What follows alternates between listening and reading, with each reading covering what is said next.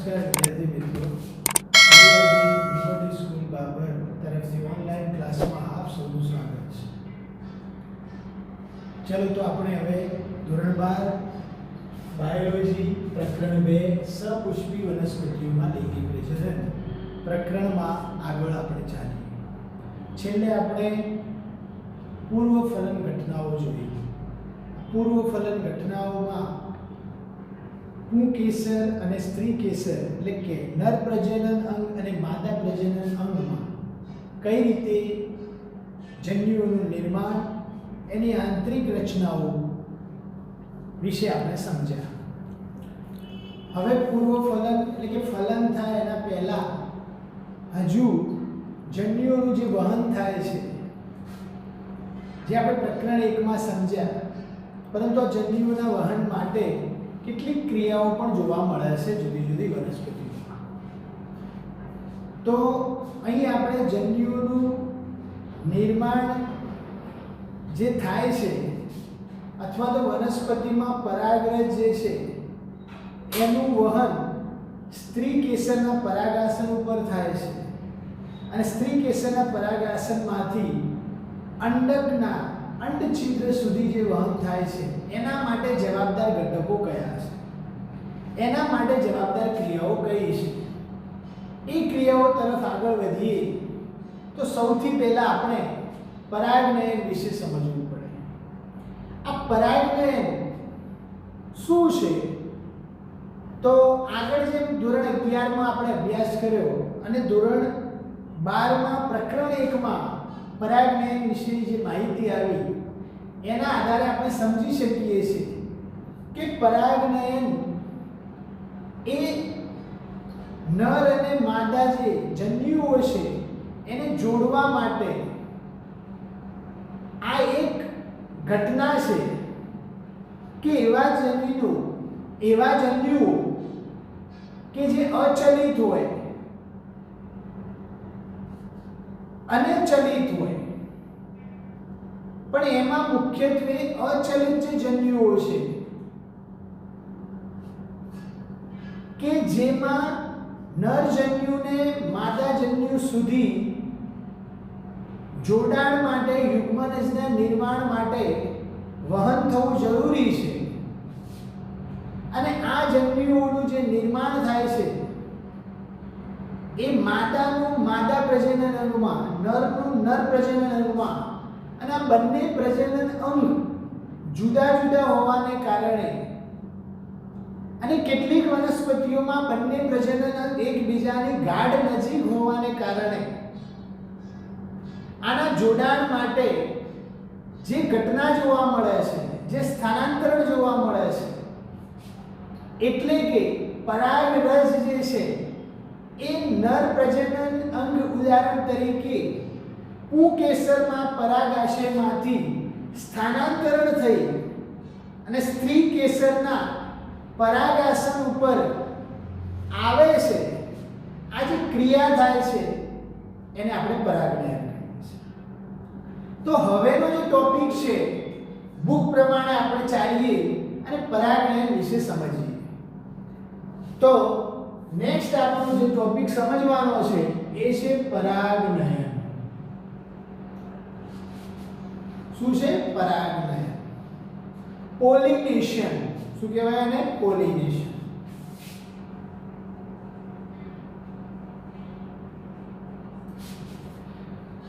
તો આગળ જેમ અભ્યાસ કર્યો એમ સપુષ્પી જે વનસ્પતિઓ છે એમાં નર અને માદા જન્યુઓ નું જે નિર્માણ થાય છે એ આપણે અત્યાર સુધી જાણ્યા. આગળના છેલ્લું જે લેક્ચર ભણ્યા ત્યાં સુધી આપણે સમજ્યા કે નર જન્યુ પુંકેસરના પરાગાશયમાં પરાગરજમાં નિર્માણ પામે છે અને માદા જન્યુ એ અંડકના ભ્રૂણપુટમાં સર્જાય છે. તો વિદ્યાર્થી મિત્રો, અગાઉના વિભાગમાં જે આપણે અભ્યાસ કર્યો એના આધારે ક્રમશઃ નર અને માદા જન્યુઓ પરાગરજ અને ભ્રૂણપુટમાં જે સર્જાય છે, અહીં બંને પ્રકારના જન્યુઓ સપુષ્પી વનસ્પતિઓમાં, જે આ ચેપ્ટરમાં આપણે ભણવાનું છે, કઈ વનસ્પતિઓમાં? સપુષ્પી વનસ્પતિઓમાં, મતલબ આવૃત બીજધારી વનસ્પતિઓમાં આ બંને પ્રકારના જન્યુઓ અચલિત છે. અને અચલિત છે એટલે તો જ ફલન માટે તેઓને સાથે લાવવા પડે, કારણ કે જાતે ચલિતતા ધરાવતા નથી એટલે સાથે આવી શકતા નથી. તો આ બંને જન્યુઓ અચલિત હોવાને કારણે એકબીજાની નજીક કેવી રીતે આવી શકે અને કેવી રીતે એકબીજા સાથે જોડાણ કરે છે એ આપણે અહીં સમજવાનું છે. તો પરાગનયન જે છે એની વ્યાખ્યા આપણે યાદ કરી લઈએ. તો આ જે ક્રિયા જે છે પરાગનયનની, એ આ બંને નર અને માદા જન્યુઓ જે અચલિત છે એ બંને જન્યુઓને સાથે લાવવા માટે, મતલબ ફલન માટે, સાથે જોડાવા માટે મદદ કરતી એક ક્રિયા છે. મતલબ આ જે પર્પસ છે, નર અને માદા જન્યુઓ અચલિત એકબીજા સાથે આવે, ફલન કરે, એના માટેની આ ઘટના છે. તો પરાગનયનની વ્યાખ્યા શું? તો પરાગરજમાંથી, પણ પરાગરજ ક્યાં? તો પુંકેસરના પરાગાશયમાંથી મુક્ત થતી પરાગરજ, પુંકેસરના પરાગાશયમાંથી મુક્ત થતી પરાગરજ, પરાગાશયના પુંકેસરના પરાગાશયમાંથી મુક્ત થતી પરાગરજ એ સ્ત્રી કેસરના પરાગાસન ઉપર, એ સ્ત્રી કેસરના પરાગાસન ઉપર સ્થાનાંતરણ થવાની ક્રિયાને પરાગનયન કહે છે. તો વિદ્યાર્થી મિત્રો, વ્યાખ્યા તમારે યાદ રાખવાની છે અને વ્યાખ્યાને સમજવાનું છે. જો આ વ્યાખ્યાને સમજી લઈએ તો એના અંદરનો ભાવાર્થ આપણા દિમાગમાં ઓટોમેટિક આવી જાય કે સ્ત્રી પુંકેસરનું જે પરાગાશય છે એ અલગ જગ્યાએ હોય, સ્ત્રી કેસરનું પરાગાસન અલગ જગ્યાએ હોય, અને આમાંથી પરાગરજ અહીં જે આવે છે, સ્થાનાંતરણ થાય છે, સ્થાનભેદ કરે છે, આ જે ઘટના છે એને પોલિનેશન એટલે કે પરાગનયન કહે છે. તો પરાગનયન માટે સપુષ્પી વનસ્પતિઓમાં ઘણા બધા અનુકૂલનો કેળવાયેલા છે.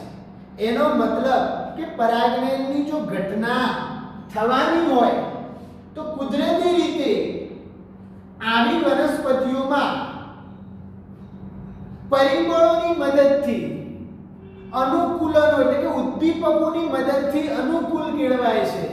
અને આ અનુકૂળો જે છે એ કેળવાને કારણે, અનુકૂલન સાધવાને કારણે પરાગનયન થાય છે. તો અહીં વિદ્યાર્થી મિત્રો આપણે સમજવાનું છે કે પરાગનયન માટે તેઓ જે બાહ્ય કારકો એટલે કે બાહ્ય વાહકોનો જે ઉપયોગ કરે છે, શું તમે આવા કેટલાક બાહ્ય વાહકોના નામ અથવા તો એમની યાદી જણાવી શકો છો? તો તમારી બુકમાં સવાલ કર્યો છે કે પરાગનયન માટે જે પણ વાહકોનો ઉપયોગ થાય છે, કારકોનો ઉપયોગ થાય છે, એ શું તમે જાણો છો? તો આપણે જાણીએ છીએ કે ઘણા બધા પ્રાણીઓની મદદથી આ પરાગનયન માટે આપણને મદદ મળે છે. આવા પ્રાણીઓના ઉદાહરણ તરીકે જો તમે યાદી બનાવો તો તમે જાતે સમજી શકો છો. ઉદાહરણ તરીકે મધમાખી, આ એક સંધિપાત સમુદાયનું જે પ્રાણી છે, મતલબ કે આ કીટક જે છે, એવા ઘણા હજારો કીટકો છે જે વનસ્પતિઓને પરાગનયન કરાવવામાં મદદ કરે છે. અને આ પરાગનયન થવાનું કારણ અને કીટકો આ વનસ્પતિઓ પાસે આકર્ષવાનું કારણ શું છે? તો આગળના મુદ્દામાં એટલે કે લાસ્ટ જે લેક્ચરોમાં આપણે જ્યાં પુષ્પનું વર્ણન આવ્યું એમાં આપણે સમજ્યા કે પુષ્પ જે ખૂબસૂરતી અને જે આકર્ષકતા ધરાવે છે એમાં દરેક પ્રાણીઓ એની તરફ આકર્ષાય છે. આ દરેક પ્રાણીઓ કીટકો જે તેની તરફ આકર્ષાય છે એના કારણો જુદા જુદા હોઈ શકે. કોઈ એનો રસ સૂંઘવા માટે, કોઈ એના આકર્ષણ, એના રંગ જે અદ્ભુત રંગ આપે છે એના પ્રત્યે આકર્ષાય છે. કોઈ એ પુષ્પના અંદર જે રસ છે એ રસને મેળવવા માટે, ઉદાહરણ તરીકે મધમાખીની વાત કરીએ તો આ રસને ચૂસે છે અને મધ બનાવે છે. તો એને પુષ્પમાંથી આ ફાયદો થાય છે અને એ પુષ્પીય વનસ્પતિ છે એને પરાગનયનનો ફાયદો થાય છે. આમ બંનેને ફાયદો થાય છે. તો આપણે આ પરાગનયન જે છે એના પ્રકારો કયા છે? આ પરાગનયનના પ્રકારો જે છે એ સ્ત્રોતના આધારે 3 પ્રકારોમાં વહેંચી શકાય છે. તો પરાગનયનના પ્રકારો વિશે આપણે સમજવાનું છે.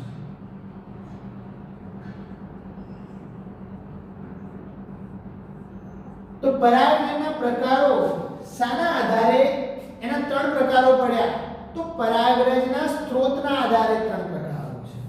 તેના આધારે પરાગરજના સ્ત્રોતના આધારે 3 પ્રકારો છે.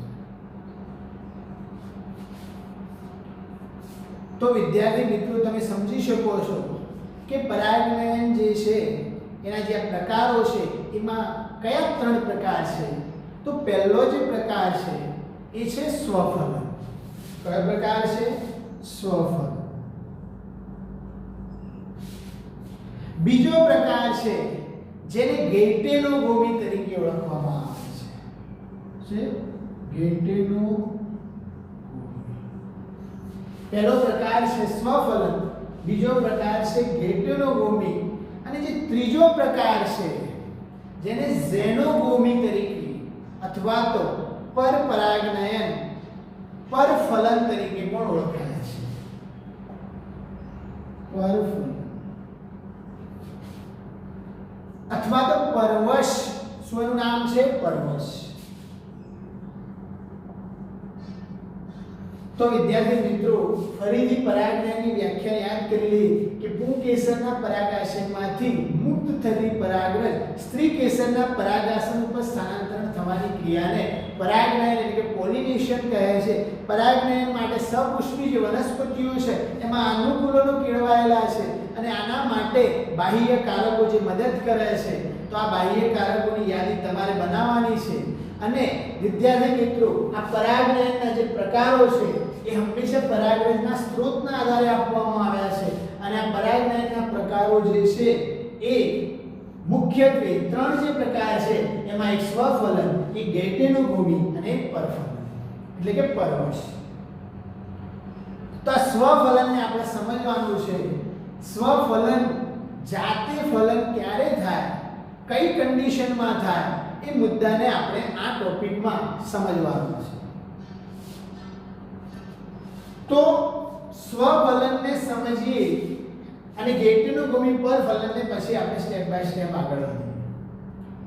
તો આ જે સ્વફલનનો પ્રકાર છે એટલે કે સ્વફલન કરતી જે વનસ્પતિઓ છે, આ સ્વફલન કરતી વનસ્પતિઓ ક્યારે સ્વફલન કરી શકે અને કેમ સ્વફલન કરે છે?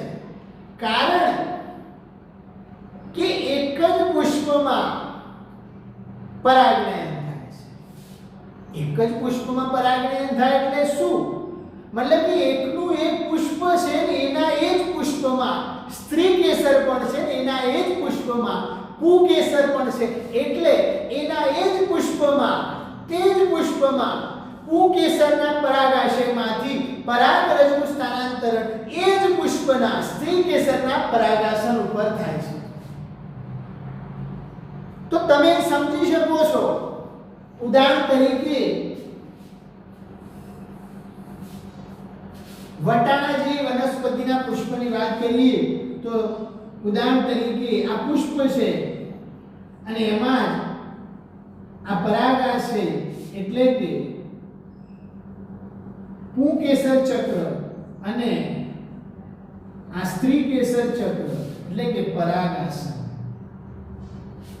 તો એક જ પુષ્પમાં પુંકેસર પણ છે અને એક જ પુષ્પમાં સ્ત્રી કેસર છે, એટલે આ જ પુષ્પમાં પરાગાશય પણ છે અને એ જ પુષ્પમાં પરાગાસન છે અને આ જ પુષ્પમાં પરાગરજ છે અને આ જ પુષ્પમાં પરાગાસન છે. માટે અહીંનો પરાગરજને એ જ પુષ્પના પરાગાસન ઉપર શું થવાનું છે? સ્થાનાંતરણ થવાનું છે. તો એ જ પુષ્પમાં જે પરાગનયન થાય એટલે કે પરાગાશયમાંથી પરાગરજનું જે સ્થાનાંતરણ થાય છે એ જ પુષ્પના પરાગાસન ઉપર થતું હોવાથી સામાન્ય રીતે આવી વનસ્પતિઓમાં શું જોવા મળે છે? સ્વફલન જોવા મળે છે. તો પુષ્પના ખીલે છે જ્યારે, પુષ્પનું જ્યારે ખિલખિલાટ થાય છે, પુષ્પ પરિપક્વ થાય છે, ત્યારે એના પરાગાશય અને પરાગાસન જે છે એ એક સાથે મેચ્યોરિટી ધરાવે, એક સાથે પરિપક્વ થાય છે અને એક સાથે પરિપક્વ થવાના લીધે પરાગાશયનું સ્ફોટન થઈ પરાગરજ પણ એ સમય મુક્ત થાય છે અને પરાગરજનું આ પરાગાસન જે છે એ પણ પરાગરજને ગ્રહણ કરવા માટે શક્તિમાન બને છે. માટે આવું ભાગ્યે જ જોવા મળે છે કે બંને એક સાથે ખુલે અને બંને એક સાથે પરિપક્વ થાય. તો આવા પુષ્પોમાં સ્વફલન માટે પરાગરજની મુક્તિ અને પરાગાસનની જે ગ્રહણ ક્ષમતા છે એ બંનેમાં એકબીજા સાથે તાલમેલ સાધવો જરૂરી છે. જો પુષ્પ એનું એ જ હોય, હવે આગળ વાત કરી કે સ્વફલન જે છે એના એક પુષ્પમાં થાય છે, એનો મતલબ કે જે પુષ્પમાંથી પરાગાશયમાંથી પરાગરજ મુક્ત થાય એ જ પુષ્પના પરાગાસન ઉપર. પણ આવું સ્વફલન થવું જરૂરી નથી કે બંને સાથે છે દ્વિલિંગી પુષ્પ છે તો 100% સ્વફલન થાય એવું જરૂરી નથી. કારણ કે આમાં ઘણી બધી કન્ડિશન આવી શકે છે, ઘણી બધી પ્રયુક્તિઓ હોઈ શકે છે.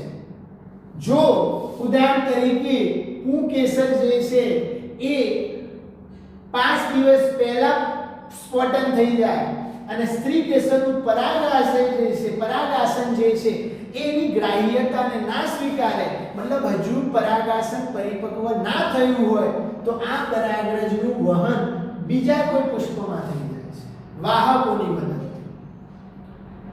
આના આધારે તમે સમજી શકો કે સ્વફલન ત્યારે જ શક્ય છે કે જ્યારે પરાગાશય અને પરાગાસન સાથે પરિપક્વ થાય, સાથે તાલમેલ સાથે. અને પરાગાશય તેમજ જે પરાગાસન જે છે એ પણ એકબીજાની નજીક હોવા જોઈએ. આ પણ એનો મહત્વનો મુદ્દો છે. એનો મતલબ કે સ્વફલન થવા માટે પરાગાસન અને પરાગાશય તાલમેલ સાધવો જરૂરી છે. બીજો મુદ્દો, પરાગાસન અને પરાગાશય નિકટતમ હોવા જોઈએ, એકબીજાની નજીક હોવા જોઈએ. તો કેટલીક વનસ્પતિઓના ઉદાહરણને આપણે સમજીએ. સંવૃત પુષ્પતા નામના ટોપિકને આપણે સમજવાનો છે. ઉદાહરણ તરીકે વાયોલા તમારી બુકમાં આપેલું છે, અબુટી તમારી બુકમાં છે અને કોમેલિના. આ જે વનસ્પતિઓ છે વનસ્પતિઓમાં આપણે સ્વફલનને સમજવાનું છે. સ્વફલન તો વટાણામાં પણ જોવા મળે છે. તો આ વનસ્પતિઓમાં કેમ? તો કુદરતે એમને એક વિશિષ્ટ પ્રકારનું પુષ્પ આપ્યું છે અને એ પુષ્પની ખાસિયત છે જે સંવૃત પુષ્પ કહીએ છીએ. આ સંવૃત પુષ્પો સ્વફલન જ કરે છે. તો શાના કારણે બંને આ પુષ્પો સ્વફલન જ કરે છે? તો કુદરતે એવી એને શું ફેસિલિટી આપી છે એ આપણે ઉદાહરણ દ્વારા સમજી શકીએ. તો ઉદાહરણ તરીકે વાયોલા, અબુટી અને કોમેલિના આ જે વનસ્પતિઓ છે એમાં બે પ્રકારના પુષ્પો સર્જાય છે, એક હવાઈ પુષ્પો અને બીજા સમૃદ્ધ પુષ્પો. તો હવાઈ પુષ્પો કયા? તો જે અન્ય વનસ્પતિઓમાં જોવા મળે છે, અન્ય જાતિઓમાં જે જોવા મળે છે, જે આપણી સામે મોટા ભાગે જે આપણે નિહાળી શકીએ છીએ, આવા જે પુષ્પો છે એ પુષ્પો હવાઈ પુષ્પો છે, જે વનસ્પતિના હવાઈ ભાગે રહેલા હોય છે. તો તમારી બુકમાં આ વનસ્પતિઓનું ઉદાહરણ આપેલું છે સમૃદ્ધ પુષ્પોનું. એ સી નંબરની જે આકૃતિ છે આ ટોપિકમાં, સી નંબરની આકૃતિમાં જુઓ તો જે તલભાગી પુષ્પો આપ્યા છે અને સમૃદ્ધ પુષ્પો કીધા છે, જે તળિયા તરફ પ્રકારની, અને જે ઉપર આપ્યા છે એ હવાઈ પુષ્પો કીધા છે. તો હવાઈ પુષ્પો તો આપણે સામાન્ય રીતે અન્ય જાતિઓમાં જોવા મળે છે. તો જેમના પરાગાશય અને પુષ્પાસન ખુલ્લા હોય છે, હવાઈ પુષ્પોમાં પરાગાશય અને જે પુષ્પાસન છે એ કેવા હોય છે? ખુલ્લા હોય છે. પરંતુ આપણે સ્વફલનના ઉદાહરણને સમજવા માટે સમૃદ્ધ પુષ્પો, કયા પુષ્પો? સમૃદ્ધ પુષ્પોને સમજવાના છે. તો વિદ્યાર્થી મિત્રો, સમૃદ્ધ પુષ્પો શું છે? આ સમૃદ્ધ પુષ્પો ક્યાં આવેલા છે? તો સમૃદ્ધ પુષ્પો એટલે શું? તો સમૃદ્ધ પુષ્પો એને કહેવાય છે કે જે ક્યારેય ખીલતા નથી. કેમ આવું કે સમૃદ્ધ પુષ્પો ક્યારેય ખીલતા નથી? એનો મતલબ કે જ્યારે આ પુષ્પો ઉપર નોર્મલી પુષ્પાંગ ખીલેલું હોય છે, પણ સમૃદ્ધ પુષ્પો એ એનું જે વજ્રપત્ર છે એટલે કે કલિકા સ્વરૂપે પુષ્પ કલિકાથી એ ઢાંકેલું રહે છે. પુષ્પીય કલિકાઓ દ્વારા ઢાંકેલું હોય છે, એ આમ ખુલ્લું થયેલું હોતું નથી. તો આવા પુષ્પોમાં જ્યારે પરાગાશય અને પરાગાસન એકબીજાની ખૂબ જ નજીક તો આવેલા હોય છે, એટલે એક મુદ્દો સ્વફલન માટે છે એ તો એના અંદર હોય જ છે કે પરાગાસન અને પરાગાશય એકબીજા, કારણ કે જે પુષ્પ જ ખીલેલું ના હોય અને એમાંય બંને આવેલા હોય, એક સાથે વિકાસ કરતા હોય, એટલે પરાગાશય અને પરાગાસન એકબીજાની નજીક છે, એટલે એક ખાસિયત છે સ્વફલન માટેની. તો અહીં આ પુષ્પોમાં પરફલન નહીં થતું એનો પણ જવાબ તમે અહીં જાતે મેળવી શકો છો કે જે પુષ્પ ઓલરેડી ખીલતું જ ના હોય, પેક જ હોય, એ પુષ્પમાં અધર પુષ્પ એટલે કે બીજું કોઈ પર પુષ્પ છે એની પરાગરજ એ પુષ્પમાં આવી શકતી નથી. પુષ્પીય કલિકા વડે ઢંકાયેલું પુષ્પ હોવાથી અન્ય કોઈ પુષ્પની પરાગરજ એમાં દાખલ નથી થતી કે એની પરાગરજ અન્ય પુષ્પમાં પણ દાખલ થતી નથી. તો સ્વાભાવિક છે કે આ શાના માટેની ખાસિયત છે? તો આ પુષ્પ શું કરવા માંગે છે? તો આ પુષ્પ સ્વફલન માટે છે. તો એની જે પુષ્પ કલિકાઓ છે એ પુષ્પીય કલિકાઓ જે છે એમાં પરાગાશયનું સ્ફોટન થાય ત્યારે પરાગરજ જે છે એ પરાગનયન માટે એના એ જ પુષ્પના પરાગાશયના સંપર્કમાં આવી જાય છે. આ વિદ્યાર્થી મિત્રો, આ સમૃદ્ધ જે પુષ્પો છે એમાં સ્પષ્ટપણે ક્લિયરલી તમે સમજી શકો છો કે સમૃદ્ધ પુષ્પો નહીં, પુષ્પીય કલિકાના અંદર રહેલું પરાગરજ જે છે એટલે કે એમાં રહેલી પરાગરજ એ ઉડી અને એમાં જ રહેલા પરાગાશય ઉપર શું થાય છે? સ્થાનાંતરણ થાય છે. નથી કોઈ બીજા પુષ્પમાંથી પરાગરજ અહીં આવી શકતી, નથી આની પરાગરજ બીજા પુષ્પ તરફ જઈ શકે.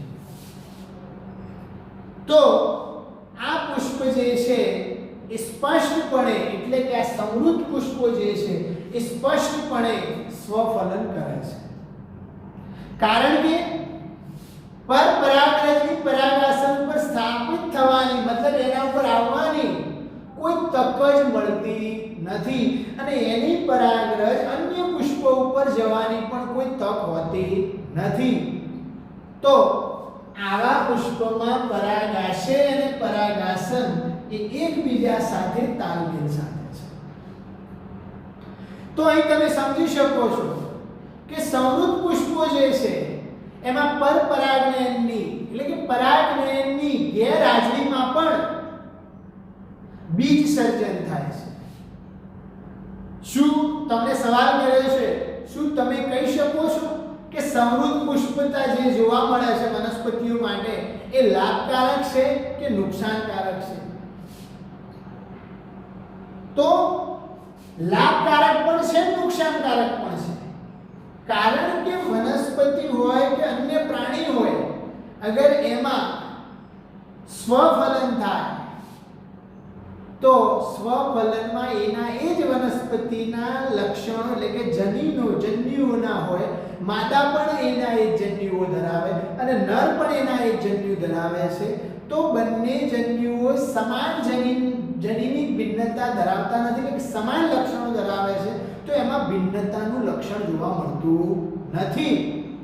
એટલે કે જ્યારે એવી વનસ્પતિઓ કે એની એ જ પ્રકારની આબેહૂબ વનસ્પતિઓને જો પેદા કરવી હોય, એના એ જ લક્ષણોને જાળવી રાખવા વનસ્પતિઓમાં, તો સ્વફલનથી ફાયદો થાય છે.